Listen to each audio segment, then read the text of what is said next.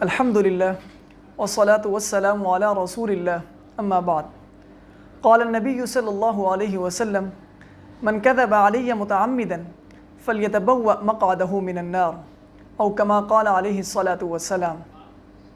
پہلی نشست میں ہم نے ان موضوع اور من گھڑت روایات کو اپنا موضوع بنایا جو عوام الناس میں بہت رائج ہیں۔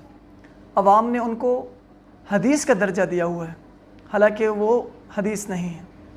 اب اس دوسری نشست میں ہم ان من گھڑت اور موضوع روایات کو اپنا موضوع بنائیں گے جو خطباء، واعظین اور ہمارے بعض تبلیغی بھائیوں میں بہت رائج ہیں، حالانکہ حدیث سے ان کا تو کوئی تعلق نہیں۔ جیسے کہ ایک بات یہ بہت مشہور ہے جس کو لوگ حدیث سمجھتے ہیں، الصلاۃ معراج المؤمن، نماز مومن کی معراج ہے، یہ حدیث نہیں۔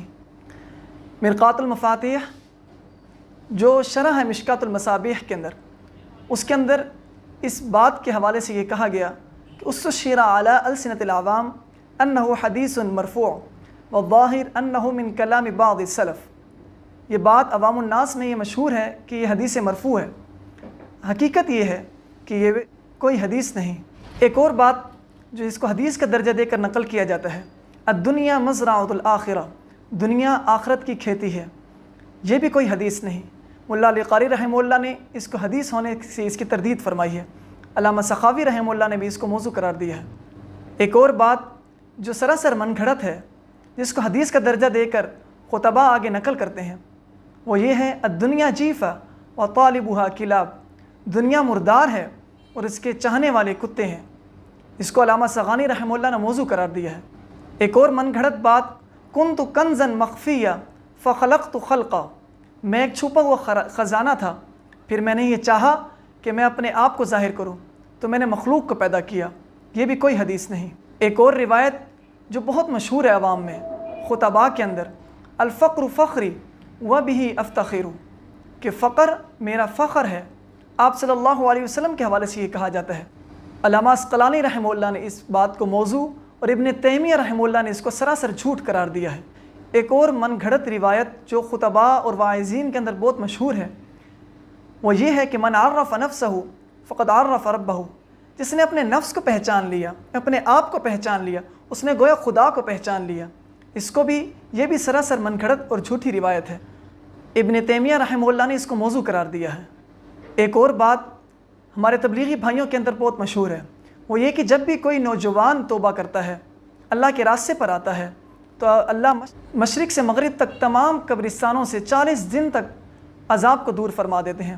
یہ بھی بالکل جھوٹ بات ہے، اس کا حدیث سے کوئی تعلق نہیں۔ ایک اور روایت یہ نقل کی جاتی ہے کہ اللہ اپنے بندوں سے ماں سے 70 گنا زیادہ محبت فرماتا ہے، یہ بھی کوئی روایت نہیں۔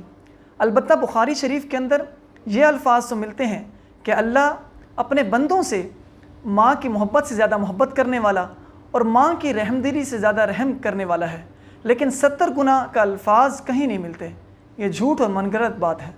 ایک اور بات جو بہت واعظین کے اندر مشہور ہے کہ ایک تیری چاہت ہے، ایک میری چاہت ہے، ہوگا وہی جو میری چاہت ہے، اس کو حدیث کا درجہ دے کر نقل کیا جاتا ہے، اس کا حدیث سے کوئی تعلق نہیں۔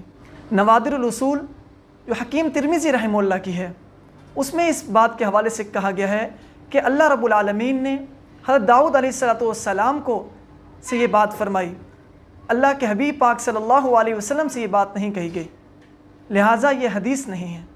ایک اور بات جس کو حدیث کا درجہ دے کر نقل کیا جاتا ہے، علماء امتی کا انبیاء بنی اسرائیل، کہ میری امت کے علماء کا درجہ بنی اسرائیل کے انبیاء کے برابر ہے، نعوذ باللہ، یہ بھی کوئی حدیث نہیں۔ امام عسقلانی رحمہ اللہ نے اس کے بارے میں فرمایا ہے لا اصل لہ، ایسی کوئی حدیث نہیں۔ ایک اور من گھڑت روایت نقل کی جاتی ہے کہ تبلیغی کشت میں دعائیں ایسی قبول ہوتی ہیں جیسے بنی اسرائیل کے انبیاء کی دعائیں قبول ہوتی تھیں، یہ بھی من گھڑت اور جھوٹی بات ہے۔ ایک اور روایت یہ نقل کی جاتی ہے کہ عرش کے اٹھانے والے فرشتے جب بھی کوئی اللہ کے راستے میں نکلتا ہے تو اس کے لیے 3 دعائیں کرتے ہیں، اے اللہ اس کی مغفرت فرما، اس کے گھر والوں کی مغفرت فرما، اور اس کو اپنے گھر والوں کے ساتھ جنت میں اکٹھا فرما، یہ بھی من گھڑت اور جھوٹی روایت ہے۔ ایک اور روایت یہ نقل کی جاتی ہے کہ جب اللہ کسی کام کا حکم فرماتے ہیں تو کن کہتے ہیں تو کن کے کاف اور نون کے آپس میں ملنے سے پہلے وہ کام ہو جاتا ہے، یہ من گھڑت اور جھوٹی بات ہے، حدیث سے اس کا کوئی تعلق نہیں۔ ایک اور روایت جو عوام میں اور خطباء اور واعظین میں بہت مشہور ہے وہ یہ کہ بے نمازی کی نحوست 40 گھروں تک جاتی ہے، یہ بھی جھوٹی روایت ہے۔ ایک اور روایت یہ نقل کی جاتی ہے کہ ایک صحابی نے آپ صلی اللہ علیہ وسلم کے پاس آ کے عرض کی، یا رسول اللہ میرے گھر میں بے برکتی بڑی ہوتی ہے۔ آپ صلی اللہ علیہ وسلم نے ارشاد فرمایا کہ اپنے گھر کے دروازے پر، گھر کی چوکھٹ پر تم ایک پردہ لٹکا دو۔ اس نے ایسا ہی کیا۔ چند دنوں بعد آیا، یا رسول اللہ میرے گھر میں برکت ہوگی، آخر اس کی کیا وجہ تھی؟ آپ صلی اللہ علیہ وسلم نے ارشاد فرمایا کہ تمہارے گھر کے باہر سے ایک بے نمازی گزرتا تھا، وہ تمہارے گھر کی طرف جھانکتا تھا، اس کی نحوست کی وجہ سے بے برکتی ہوتی تھی۔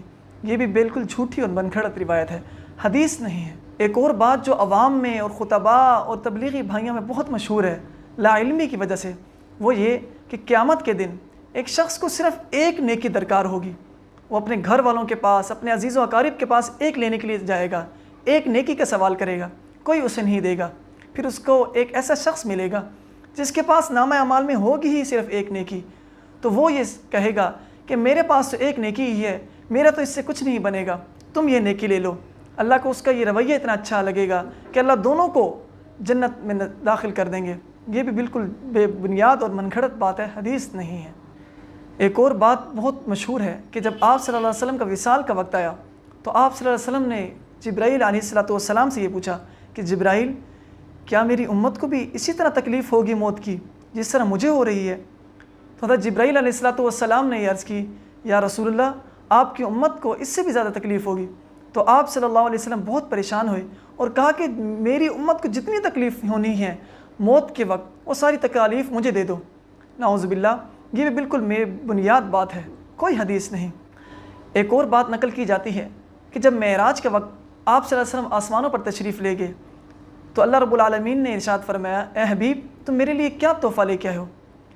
آپ صلی اللہ علیہ وسلم نے ارشاد فرمایا کہ میں آپ کے لیے ایک ایسا تحفہ لے کے آیا ہوں جو آپ کے خزانوں کے اندر نہیں پایا جاتا، وہ تحفہ عاجزی کا تحفہ ہے۔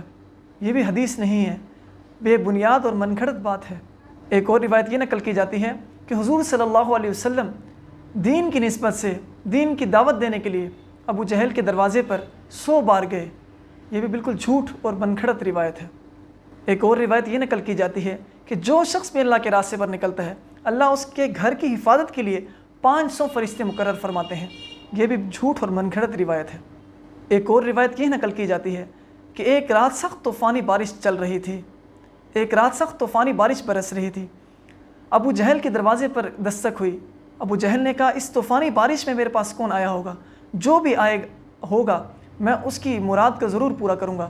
جیسے ہی اس نے دروازہ کھولا تو دیکھا آپ صلی اللہ علیہ وسلم دعوت کی نسبت سے اس کے پاس آئے ہوئے ہیں، یہ بھی کوئی حدیث نہیں۔ ایک اور روایت یہ نقل کی جاتی ہے کہ جب بھی کوئی دعوت دینے والا داعی کسی قبرستان کے باہر سے گزرتا ہے تو اللہ اس قبرستان سے 40 دن تک عذاب کو دور کر دیتے ہیں، یہ من گھڑت اور جھوٹی روایت ہے۔ ایک روایت یہ نقل کی جاتی ہے کہ حضرت عبد الرحمن بن عوف رضی اللہ تعالیٰ عنہ نے ایک دفعہ پورے مدینے والوں کی دعوت کی۔ آپ صلی اللہ علیہ وسلم مسجد میں تشریف لے کر گئے تو دیکھا وہاں ایک شخص مسجد میں بیٹھا کچھ سوچ و بچار کر رہا ہے۔ آپ صلی اللہ علیہ وسلم نے پوچھا کہ تم عبد الرحمن کی دعوت پہ نہیں گئے؟ تو اس نے عرض کی، یا رسول اللہ میں مسجد میں بیٹھا اس لیے یہ سوچ رہا ہوں کہ کس طرح آپ کی امت جنت میں جانے والی بن جائے۔ آپ صلی اللہ علیہ وسلم نے ارشاد فرمایا کہ تمہاری یہ سوچ اتنی زیادہ بہترین ہے، عبد الرحمن 1000 سال تک مدینے والوں کی دعوت کرتا رہے تو وہ تمہارے اجر تک نہیں پہنچ سکتا، یہ بھی جھوٹی اور من گھڑت روایت ہے۔ سامعین محترم، اللہ نے ہمیں اتنا خوبصورت دین عطا فرمایا ہے کہ اگر اس پر ہم چلیں تو ہماری دنیا بھی آسان ہو سکتی ہے، آخرت میں بھی ہمارے لیے آسانی ہو سکتی ہے۔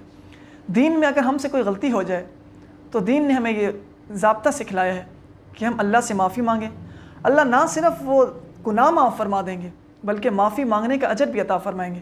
سبحان اللہ، اگر ان روایات کو سننے کے بعد ہمیں یہ لگے کہ ہم نے ان روایات میں سے کبھی کوئی من گھڑت روایت آگے نقل کی یا خود اس پہ عمل کیا تو اللہ سے توبہ کریں، اللہ بہت خوش ہوں گے، نہ صرف ہمارے اس گناہ کو معاف فرما دیں گے بلکہ اللہ رب العالمین ہمیں معافی کا بھی اجر عطا فرمائیں گے۔